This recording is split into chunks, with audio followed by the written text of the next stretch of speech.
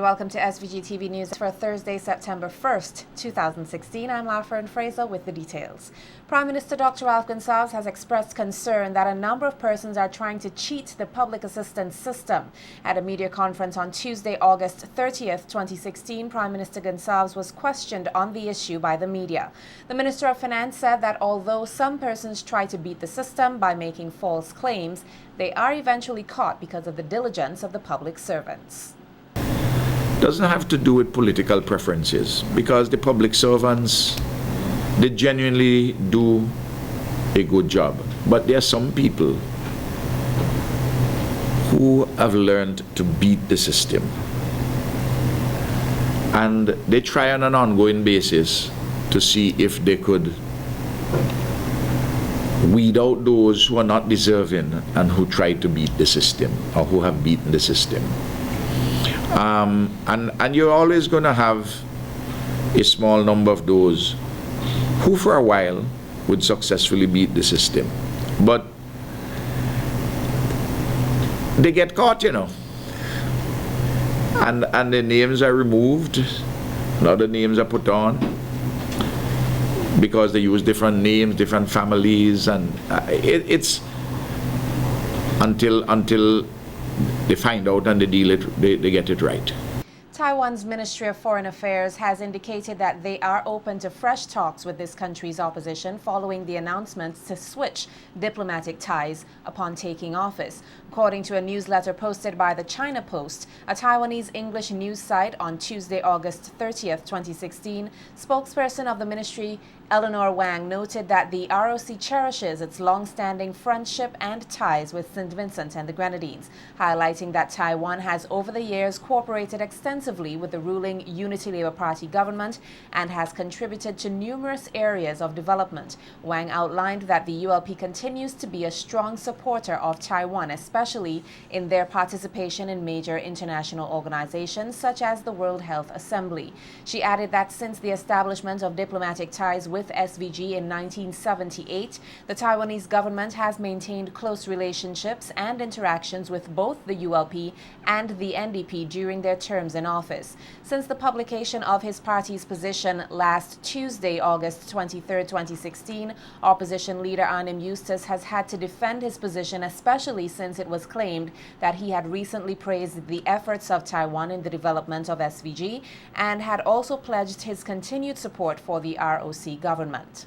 Pledges of solidarity for the people and government of Venezuela were expressed here today as the Venezuelan Friendship Association hosted a special event at the Venezuelan Embassy.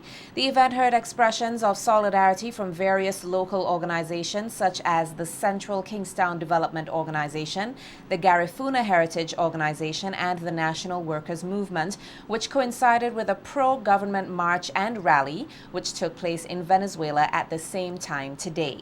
Making mention of the removal of Brazil's President Dilma Rousseff, Cuba's ambassador to SVG, Vilma Reis Valdespino, said Caribbean democracies are under attack and called on all friends of Venezuela to give their support to the Spanish-speaking country in a unified voice.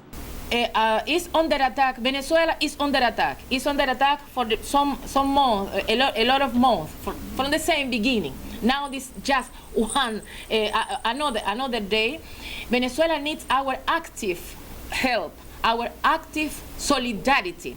I'm very grateful to all the voices. We want to join our voices to all the voices that were expressed here with emotion, vibrant. All the voices that support Venezuela. It's necessary to be informed anyway by internet about what's happening in Venezuela. It's necessary to come and to go and to come and give our solidarity in the moment it is needed.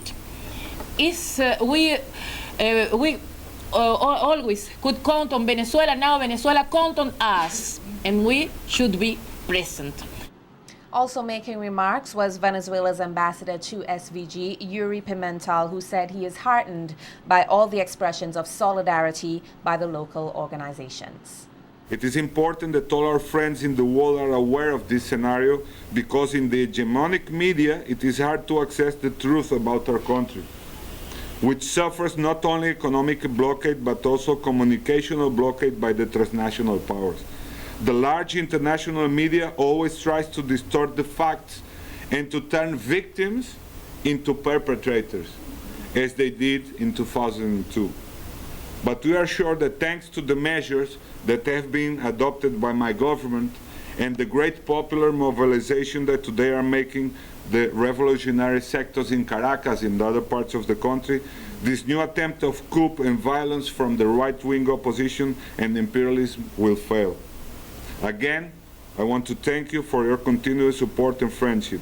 Long live Chavez, and long live the brotherhood between Venezuela and St. Vincent and the Grenadines. Thank you. Manager of Sol SVG, the supplier of LPG gas, Steve Francis, is hopeful that the new system of certification for LPG resellers will guarantee safety for users and handlers. Speaking at a media conference yesterday, Francis noted that there are serious risks involved with the improper handling, storage, and transportation of LPG bottles, and is hopeful the new measures adopted will protect persons from any harm. Towards a system of certification. I recognize, or we recognize, that there are lots of people right now who are selling LPG who may not qualify. But of course, we believe that they should be given an opportunity to make good on whatever deficiencies there are with respect to the operation. So we will help them along the lines to say, well, you need to do A, B, C, or D. It's not just a case whereby we just, disregard those who don't meet the standards.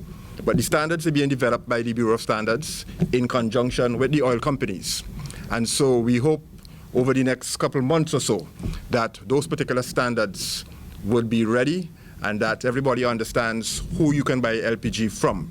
Because once that system comes into place, you should only be buying LPG from, let us call them certified resellers, okay? If you don't buy from certified resellers, you're buying at your own risk.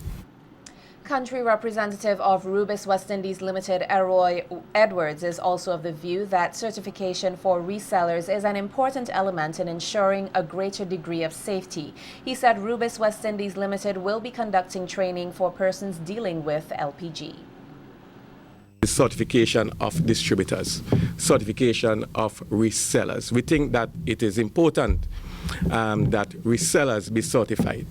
And one of the things that we'll be doing as a company is that we'll be involved in the training of not only resellers or distributors, but we will be involved in training for all stakeholders in the LPG industry. We see this as something as paramount, something that is very important, because there are a lot of persons who are getting involved in the LPG industry who do not have prior training and who do not understand the industry. As Steve mentioned a while ago, that LPG, it's a hazardous product. It's a dangerous product. I mean, fortunate for us, we have never had any major issues, but we cannot wait until we have a problem to start to put a plan in place or try to come up with a fix. Historian and author Dr. Edgar Adams is appealing to Vincentians to be more appreciative of their heritage. His appeal comes on the heels of the conclusion of Heritage Month, celebrated in August. In an interview with SVG-TV News, Dr. Adams said there are different facets that make up Vincentian heritage and is of the view that not enough persons are being exposed to the different components. A bit of difference in how we appreciate what is past. Now, when we think of heritage, perhaps we don't cover the whole story. We think more perhaps of the persons without taking it into the archaeological background, the historical background, the religious background, the educational background, the cultural background, the military background. All of that is there. Yeah. That is what was left for us when in 1979, when we became independent. All of those things were virtually handed over to us because we had made the passage through those things and those activities. Dr. Adams also emphasized the need for more documentation of information and restoration of noteworthy sites throughout the country so that persons can be informed about their roots. A request that more be done to expose much of what is left. As a matter of fact, I was just when you called a few minutes ago, I was speaking to some persons who were visiting from overseas and so on, and they were a little bit surprised that they found some of the water wheels and some of the sugar towers and all everything that we had here just in a state of total disrepair.